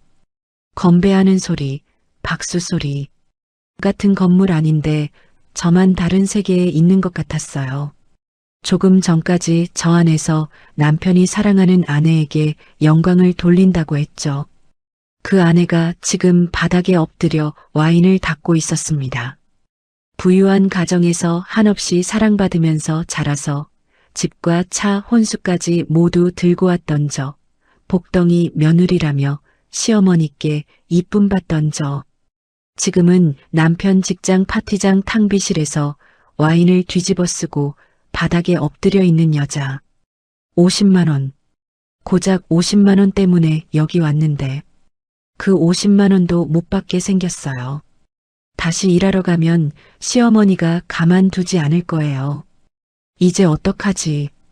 엄마 수술비는 눈물이 흘러내렸습니다. 와인과 섞여 바닥에 떨어졌어요. 붉은 와인, 붉은 눈물. 구분이 안 됐습니다. 엄마 얼굴이 떠올랐습니다. 병원 침대에서 수술을 기다리고 계실 엄마. 우리 딸 고생시켜서 미안해라고 늘 말씀하시던 엄마. 엄마 미안해. 딸이 이 꼴이야. 50만 원도 못 구했어. 저는 바닥에 엎드린 채 소리 죽여 울었습니다. 얼마나 시간이 흘렀을까요? 저는 여전히 탕비실 바닥에 엎드려 있었습니다. 일어날 힘이 없었어요. 일어나고 싶지도 않았습니다. 머리카락은 와인에 젖어 얼굴에 들러붙어 있었어요. 셔츠는 붉은 얼룩으로 범벅이었습니다. 무릎은 차가운 바닥에 오래 닿아 저려왔어요. 뺨은 아직도 화끈거렸습니다. 형광등 불빛이 차갑게 내리쬐고 있었어요. 좁은 탕비실이 감옥처럼 느껴졌습니다. 문 밖에서는 여전히 파티 음악이 흘러나왔습니다. 웃음소리, 박수소리, 건배하는 소리. 저와는 상관없는 세계의 소리들이었어요. 저는 천천히 고개를 들었어요. 손바닥을 봤습니다. 와인에 젖어 끈적끈적했어요. 붉은색이 마치 피처럼 보였습니다. 50만 원 때문에 여기까지 왔는데 그 돈도 못 받게 생겼어요. 시어머니한테 들켰으니까 이제 인력사무소에 클레임 들어갈 거예요. 가불은커녕 오늘 일당도 못 받겠죠. 엄마 수술비는 어떡하지? 내일 아침까지 보증금 300만 원을 내야 하는데 250만 원밖에 없는데 50만 원이 없어서 엄마가 수술을 못 받으면 눈앞이 캄캄해졌어요. 다 실패했어. 다 끝났어. 눈물이 다시 흘러내렸습니다. 멈출 수가 없었어요. 소리 없이, 하염없이 엄마 미안해. 딸이 못났어. 발버둥 쳐봤는데 안 됐어. 세상 일이 이렇게 어려운 건가. 아이들한테도 짐만 되고 남편한테는 부끄러운 존재고 엄마는 수술도 못 받고 아이들의 얼굴이 떠올랐어요. 아침마다 엄마 다녀올게요 하고 학교 가는 아이들. 그 아이들이 엄마 때문에 손가락질 받게 되면 어떡하지? 이제 끝인가? 내가 뭘 더 할 수 있을까? 하지만 멈출 수가 없었습니다. 그냥 포기하고 싶었어요. 너무나도 포기하고 싶었지만 포기할 수 없는 상황이 너무 힘들었어요. 눈을 감았어요. 바닥에 이마를 대고 웅크렸습니다. 더 이상 아무 생각도 하고 싶지 않았어요. 숨을 쉬는 것조차 힘들었습니다. 그때였습니다. 쿵! 탕비실 문이 거칠게 열렸어요. 저는 화들짝 놀라 고개를 들었습니다. 눈물에 젖은 눈으로 문 쪽을 바라봤어요. 역광이었습니다. 복도에 불빛을 등지고 누군가 서 있었어요. 실루엣만 보였습니다. 누구세요? 문 밖에서 남편의 당황한 목소리가 들렸어요. 여긴 직원 공간인데. 아, 회장님? 회장님? 저는 눈을 비볐어요. 눈물과 와인이 섞여 시야가 흐렸습니다. 문 앞에 선 사람의 모습이 조금씩 선명해졌어요. 화려한 정장을 입은 노인이었습니다. 흰 머리카락에 날카로운 눈매, 작은 체구지만 위험이 느껴지는 자세, 어디선가 본 것 같은 얼굴이었어요. 노인이 탕비실 안으로 한 발짝 들어섰습니다. 그러자 복도의 불빛에 가려졌던 얼굴이 선명하게 보였어요. 그리고 그 손에 낡은 사과즙 파우치가 들려 있었습니다. 심장이 멈추는 것 같았어요. 오전에 국밥집에서 만났던 그 노인. 낡은 등산복을 입고 국밥값 9,000원이 없어서 경찰에 끌려갈 뻔했던 그 노인. 제가 대신 돈을 내주고 엄마가 만든 사과즙을 건네줬던 그 노인.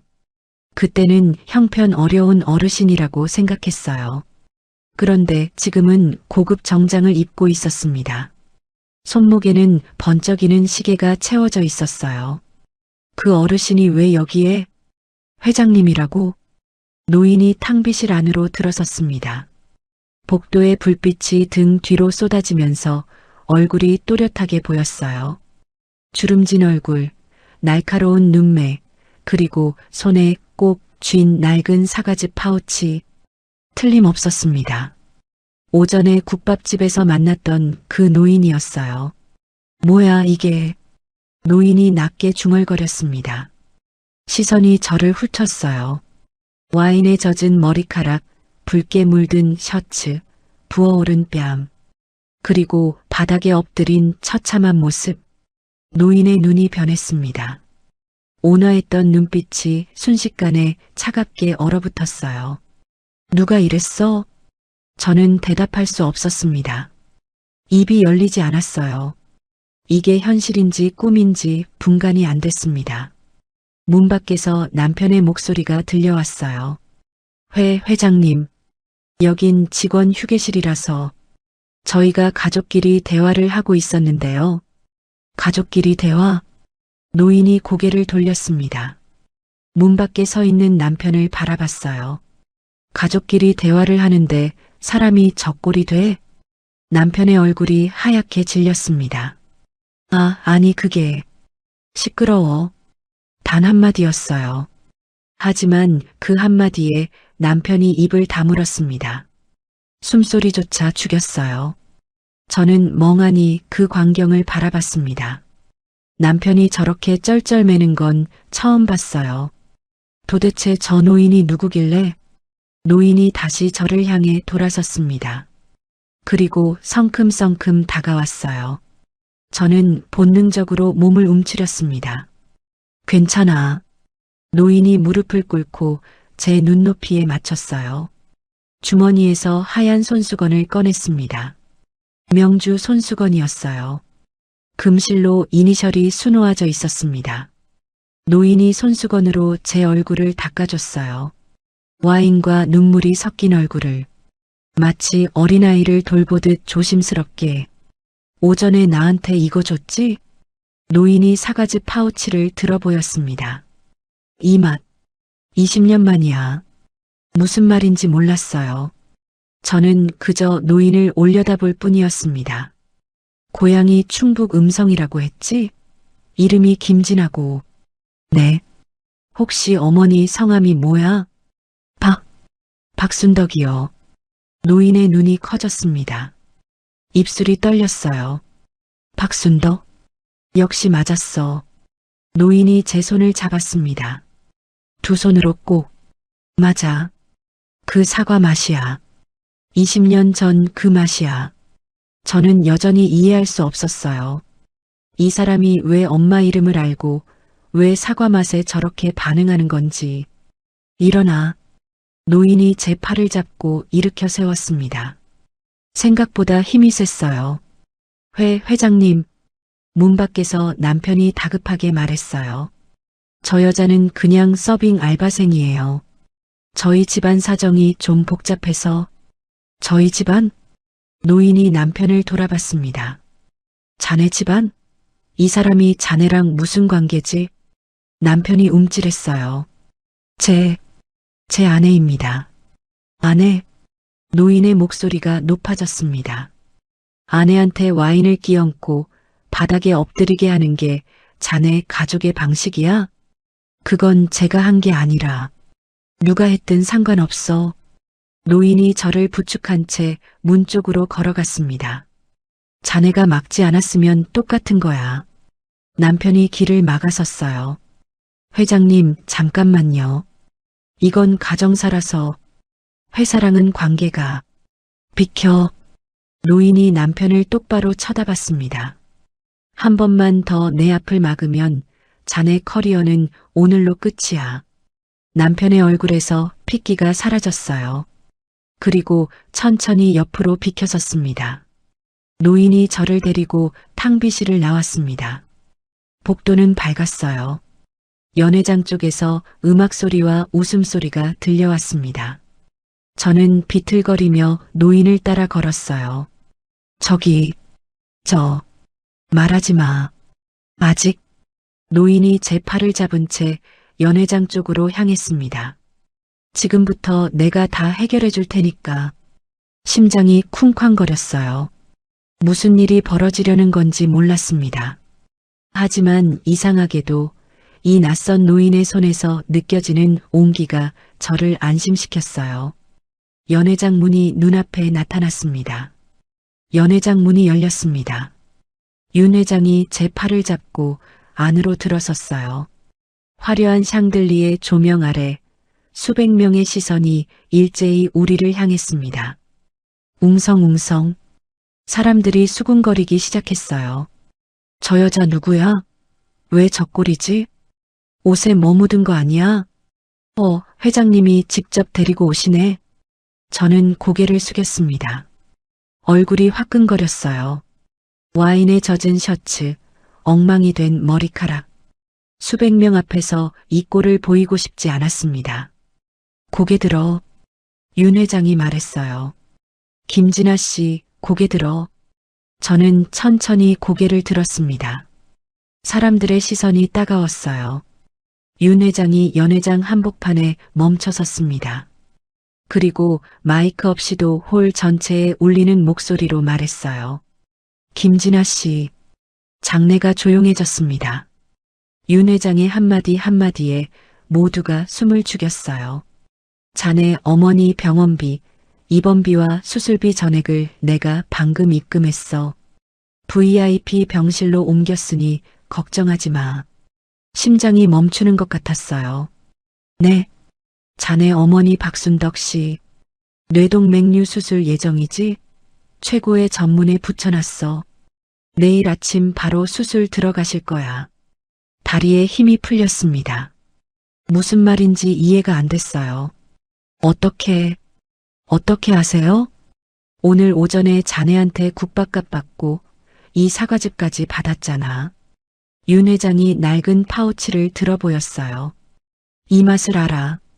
20년 전 맛이야. 그래서 국밥집 사장한테 자네 이름을 물었어. 인력사무소 다닌다고 하더군. 소장한테 연락해서 자네가 오늘 여기서 일한다는 것도 알았고 집안 사정도 다 들었어. 장래가 술렁였습니다. 그때 시어머니가 앞으로 나섰어요. 얼굴이 새파랗게 질려 있었습니다. 회장님, 오해가 있으신 것 같은데요. 이 여자는 그냥 서빙 알바생이에요. 저희 집안하고는 아무 상관. 입 다무세요. 윤 회장이 돌아섰습니다. 시선이 시어머니를 꿰뚫었어요. 상관없어? 방금 탕비실에서 며느리한테 와인 끼얹고 뺨 때린 사람이 누군데? 시어머니 얼굴이 굳어졌어요. 주변 사람들이 웅성거리기 시작했습니다. 20년 전이야. 윤 회장이 천천히 말을 이었어요. 내가 사업에 실패하고 빚쟁이들한테 쫓기다가 아이를 업고 길거리에 나앉았어. 겨울이었어. 굶은 지 사흘째였고 아이는 열이 펄펄 났지. 장내가 숨을 죽였습니다. 충북 음성의 어느 농가 앞에서 쓰러졌어. 죽겠구나 싶었지. 근데 그 집 아낙네가 나를 발견하고 헛간 방에 들여줬어. 따뜻한 방, 따뜻한 밥. 그리고 직접 만든 사과즙. 윤 회장이 제 손을 잡았어요.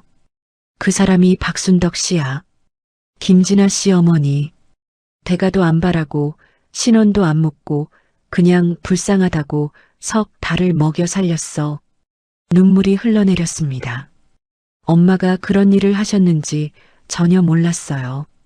내가 다시 일어설 수 있었던 건 그분 덕이야. 그분이 아니었으면 나도, 내 아이도 그 겨울에 얼어 죽었어. 그랬다면 이 회사도 없었을 테고 여기 있는 모든 직원들도 이 자리에 없었겠지. 여기 있는 김진아 씨 어머니 덕분에 지금 우리 모두가 존재할 수 있는 거라고. 윤 회장이 남편을 바라봤습니다. 근데 자네가 뭘 했어? 은인의 딸한테? 남편의 얼굴이 하얗게 질렸어요. 50만 원. 장모님 수술비 50만 원이 없다고 아내를 내쫓아? 본인은 그 비싼 양복 입고 서서? 장내가 웅성거렸습니다. 사람들의 시선이 남편에게 쏠렸어요. 회장님, 그건 오해가. 오해? 탕비실 CCTV로 다 봤어. 자네 어머니가 며느리한테 뭘 했는지. 윤 회장이 한 발짝 다가섰습니다. 박준호. 네네. 자넨 해고야. 장내가 얼어붙었습니다. 인성을 쓰레기통에 처박은 놈은 우리 회사에 필요 없어. 회장님, 한 번만 기회를. 기회? 윤 회장이 콧웃음을 쳤어요. 자네 아내는 기회를 줬잖아. 50만 원만 빌려달라고. 무릎 꿇고 빌었다며. 자네가 뭐라고 했어? 남편이 입을 다물었습니다. 대답할 수 없었겠죠. 그리고 그 아파트. 윤 회장이 말을 이었어요. 자네 집. 자네 아내가 15억 해온 거라며? 내가 그 정도도 안 알아보고 이렇게 큰 소리 칠 것 같아? 그게. 당장 나가. 윤 회장의 목소리가 연 회장에 울렸습니다. 내 회사에서, 내 은인의 딸 인생에서 당장 빠져. 남편의 다리가 후들거렸어요. 옆에 있던 시어머니가 남편 팔을 잡았습니다. 두 사람 모두 얼굴이 흑빛이었어요. 저는 그 광경을 바라봤습니다. 3년 동안 저를 짓밟았던 사람들이 수백 명 앞에서 무너지고 있었어요. 꿈 같았습니다. 아니, 꿈보다 더 비현실적이었어요. 하지만 현실이었습니다. 윤 회장이 제 손을 꼭 잡아줬어요. 따뜻했습니다. 김진아 씨. 네. 자네 어머니한테 받은 은혜, 이제부터 갚을 거야. 준비됐지? 저는 고개를 끄덕였습니다. 눈물이 멈추지 않았어요. 하지만 이번엔 서러운 눈물이 아니었습니다. 일주일 뒤, 저는 아파트 거실에 서 있었습니다. 텅 빈 거실이었어요. 가구도 가전도 커튼도 없었습니다. 창문으로 들어오는 햇살만 바닥에 길게 드리워져 있었어요. 이거 다 가져가는 거야? 남편이 현관에서 소리쳤습니다. 얼굴이 헬쑥했어요. 일주일 만에 10년은 늙어 보였습니다. 원래 제 거니까요. 저는 담담하게 대답했어요. 이 아파트도 제 돈으로 샀고, 가구도 제가 샀고, 가전도 다 제 거예요. 당신이 산 건 그 200만 원짜리 양복밖에 없잖아요. 남편이 입술을 깨물었습니다. 하지만 아무 말도 못했어요. 윤 회장의 말이 떠올랐습니다. 연회장에서 남편에게 했던 말. 우리 회사 법무팀이 얼마나 일 잘하는지 알지? 다른 것까지 다 뺏기기 싫으면 당장 나가. 그 말 한마디에 남편과 시어머니는 이틀 만에 짐을 쌌어요. 윤 회장 법무팀에서 보낸 내용 증명 한 통이면 충분했습니다. 현관문이 열리고 시어머니가 들어왔어요. 손에는 쓰레기 봉투가 들려 있었습니다. 야, 이것도 네 거야? 이것도? 시어머니가 봉투를 바닥에 내동댕이 쳤어요. 다 가져. 다 가지라고. 어디서 날강도질이야. 저는 시어머니를 바라봤습니다. 일주일 전만 해도 제 머리에 와인을 끼얹던 사람이었죠. 지금은 얼굴이 누렇게 떠 있었어요. 화장기 없는 얼굴에 주름이 깊게 패여 있었습니다. 날강도요? 저는 웃었어요. 어머님, 저한테 그동안 어떻게 하셨는지 기억 안 나세요? 식모 취급하고, 때리고, 와인 끼얹고. 그게 날강도 아니에요? 시어머니 얼굴이 불그락푸르락해졌어요. 이게 끝까지. 그만해요, 엄마. 남편이 소리쳤습니다. 다 엄마 때문이야. 그때 조용히 있었으면 이렇게까지 안 됐어. 뭐, 내 탓이라고? 네가 돈 50만 원 안 줘서 이 꼴 난 거잖아. 돈이 어딨어. 엄마가 맨날 달라고 해서 없었던 거라고. 내가 언제, 네가 사치 부리느라 다 날린 거지. 두 사람이 거실 한복판에서 서로 손가락질하며 싸우기 시작했어요. 목소리가 점점 높아졌습니다. 들리는 소문으로는 남편은 업계 블랙리스트에 올라 재취업이 막혔다고 해요. 시어머니는 모아둔 돈도 없이 아들한테 얹혀 살아야 하는 처지가 됐고요. 두 사람은 다음 주부터 반지하 월세방으로 이사한다고 했어요. 15억 아파트에서 보증금 1,000만 원짜리 방으로. 곰팡이가 핀다던데 잘 어울리는 것 같았습니다. 저는 그 광경을 잠시 지켜봤어요. 그리고 조용히 현관문을 열어줬습니다. 이제 가세요. 두 사람이 멈추고 저를 봤어요. 이혼 서류는 변호사가 보낼 거예요. 양육권이랑 위자료 조건 다 들어있으니까 확인하시고요. 위자료? 남편이 당황했어요. 그건 좀 거부하셔도 돼요. 법정에서 만나면 되니까. 아, 참. 윤 회장님 법무팀이 무료로 도와주신대요. 남편 얼굴이 하얗게 질렸습니다. 잘 사세요. 두 분이서 오순도순 문을 닫았습니다. 문 밖에서 다시 싸우는 소리가 들렸지만 신경 쓰지 않았어요. 거실 창밖을 봤습니다. 하늘이 맑았어요. 가슴이 뻥 뚫리는 기분이었습니다. 그로부터 또 3일이 지나고 윤 회장님 집무실에 갔습니다. 저는 커다란 책상 앞에 앉아 있었습니다. 윤 회장이 서류 한 묶음을 내밀었어요. 사업 계획서야. 읽어봐. 표지에는 이렇게 적혀 있었습니다. 명순내 사과즙 브랜드 론칭 계획서. 명순. 엄마 이름이었어요. 진아 씨. 윤 회장이 말했습니다. 자네 어머니 손맛은 국보급이야. 20년 전에 마셔본 그 사과즙 아직도 잊을 수가 없어. 저는 계획서를 넘겼어요. 생산 라인, 유통망, 마케팅 전략. 꼼꼼하게 짜여 있었습니다. 자네의 경영 능력과 어머니의 기술을 합쳐서 이 브랜드를 키워보게. 대한유통의 편의점과 마트 전체에 입점시켜 줄 거야. 저한테 이렇게까지 해주시는 이유가 은혜를 갚는 거야. 윤 회장이 단호하게 말했어요. 20년 전에 자네 어머니가 안 살려줬으면 나도 내 아이도 그 겨울에 죽었어. 그 은혜가 얼마인 줄 알아? 돈으로 환산할 수 없어. 윤 회장이 자리에서 일어나 창가로 걸어갔습니다.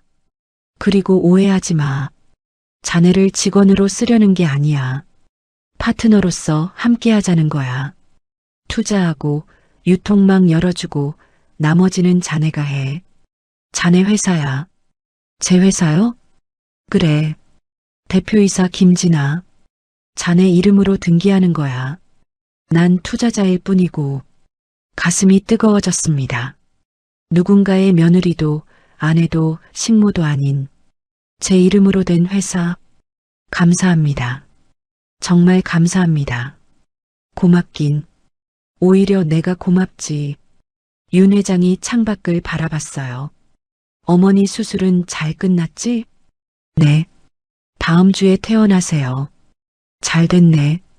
퇴원하면 충북으로 내려가는 거야? 네. 엄마 모시고 고향에서 시작하려고요. 윤 회장이 고개를 끄덕였습니다. 좋아. 공장 부지는 내가 알아볼게. 좋은 대로. 저는 자리에서 일어나 인사했어요. 문을 열고 나가려는데 윤 회장이 불렀습니다. 진아 씨. 네. 자네 어머니한테 전해줘. 그때 살려줘서 고맙다고. 목이 메었어요. 전할게요. 집무실을 나왔습니다. 손에 든 계획서가 묵직했어요. 하지만 무겁지 않았습니다. 일주일 뒤 병원 앞 엄마가 휠체어에 앉아 계셨어요. 수술 후 많이 회복하셨지만 아직 오래 걷기는 힘드셨습니다. 엄마, 우리 집 가자. 집? 서울집? 아니, 음성. 우리 고향? 엄마 눈이 커졌어요. 고향? 갑자기 왜? 저는 휠체어 손잡이를 잡고 웃었습니다. 거기서 사과즙 사업 시작할 거야. 엄마 이름으로. 내 이름으로? 응. 명순내 사과즙. 엄마가 만든 그 사과즙 전국에 팔 거야. 엄마 눈에 눈물이 고였어요. 진아야, 울지 마. 이제 좋은 일만 남았어. 저는 휠체어를 밀며 병원을 나섰습니다. 밖에는 택시가 대기하고 있었어요. 충북행, 새 삶이 시작되고 있었습니다. 1년 후, 충북 음성의 너른 들판 한가운데 하얀 건물이 햇살을 받아 빛나고 있었습니다. 명순네 사과즙. 건물 정면에 커다란 간판이 걸려 있었어요. 빨간 사과 그림 옆에 엄마의 이름이 선명하게 새겨져 있었습니다. 저는 공장 안을 걸으며 생산 라인을 둘러봤어요. 세련된 감색 정장에 단정하게 올린 머리. 1년 전과는 완전히 다른 사람이었습니다. 대표님, 이번 주 주문량이 또 늘었어요. 대형마트 쪽에서 추가 발주가 들어왔는데요. 직원이 태블릿을 들고 다가왔어요. 얼마나요? 지난주 대비 30%요. 생산 라인 하나 더 돌려야 할 것 같아요. 저는 고개를 끄덕였습니다. 알겠어요. 오후에 회의하죠. 직원이 돌아가고 저는 포장 라인 쪽으로 걸어갔어요. 그곳에 엄마가 계셨습니다. 흰 앞치마를 두르고 사과를 선별하고 계셨어요. 1년 전 병원 침대에 누워 계시던 모습이 거짓말 같았습니다. 지금은 볼에 혈색이 돌고 눈가에 웃음주름이 가득했어요. 엄마, 진아야. 엄마가 고개를 들었어요. 이 사과 봐. 올해 작황이 정말 좋아. 당도가 예년보다 높대. 그래. 저는 엄마 옆에 섰습니다. 엄마가 고르고 있는 사과들이 윤기가 흘렀어요. 근데 너 밥은 먹었어? 아침부터 뛰어다니던데. 이따 먹으려고요. 안 돼. 지금 먹어. 사장이 쓰러지면 어떡해. 엄마가 잔소리를 하셨어요. 하지만 그 잔소리가 좋았습니다. 건강하게 잔소리할 수 있다는 게 얼마나 감사한 일인지. 저는 창가로 걸어갔어요. 밖으로 사과밭이 펼쳐져 있었습니다. 빨갛게 익어가는 사과들이 햇살 아래 반짝이고 있었어요.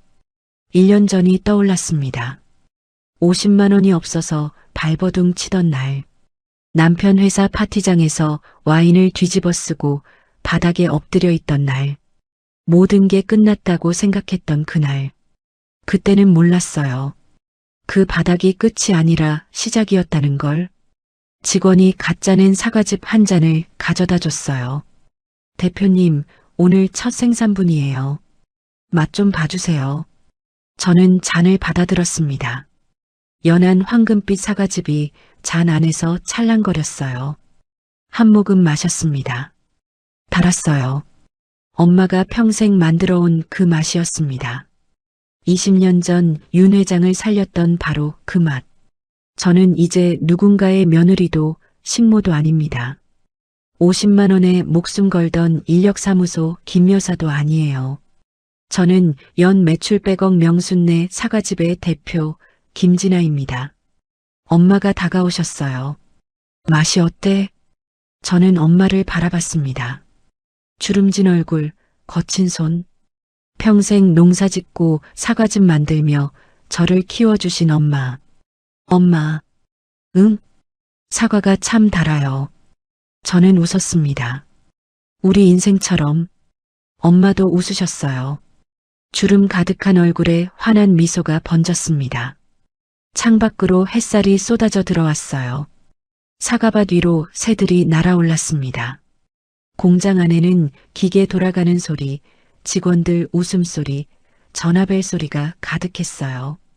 그 모든 소리가 음악처럼 들렸습니다. 저는 사과즙 잔을 들어 창밖의 햇살을 향해 살짝 기울였어요. 새로운 하루가 시작되고 있었습니다. 지금 저는 매일 행복한 하루를 보내고 있습니다. 아침에 일어나면 사과밭에 햇살이 내리쬐고 공장에서는 기계 돌아가는 소리가 정겹게 울려요. 엄마와 함께 저녁 먹고 아이들과 놀고 주말이면 다 같이 소풍도 가요. 평범하지만 소중한 일상. 1년 전에는 상상도 못했던 삶이에요. 아, 그리고요. 혹시 그 사람들 궁금하신 분 계실까요? 남편이랑 시어머니요. 들리는 소문으로는 둘이서 반지하 월세방에 살다가 결국 싸움 끝에 갈라섰대요. 서로 네 탓이다 하면서 못 살겠다고요. 남편은 지금 고시원에서 혼자 산다고 하더라고요. 재취업은 여전히 안 되고 알바로 생활비 번다고 해요. 시어머니는 친척 집 눈치 보면서 얹혀 지낸대요. 그렇게 잘난 척 하시던 분이 불쌍하냐고요? 글쎄요. 솔직히 모르겠어요. 다만 한 가지는 확실해요. 그 사람들이 저한테 했던 일들 용서하지 않을 거예요. 하지만 잊기 위해 노력은 하고 있죠. 저를 위해서요. 그게 제가 다시는 그런 삶으로 돌아가지 않겠다는 다짐이니까요. 오늘도 저는 사과즙 한 잔 마시며 하루를 시작합니다. 여러분도 행복하세요. 오늘 진아의 이야기가 마음에 남으셨다면 구독과 알림으로 다음 만남을 예약해 두세요. 우리네 사연 극장이 다시 찾아갑니다. 그리고 오늘 이야기를 듣고 느낀 감정과 생각을 영상을 듣고 계신 곳과 함께 댓글로 소통해 주세요.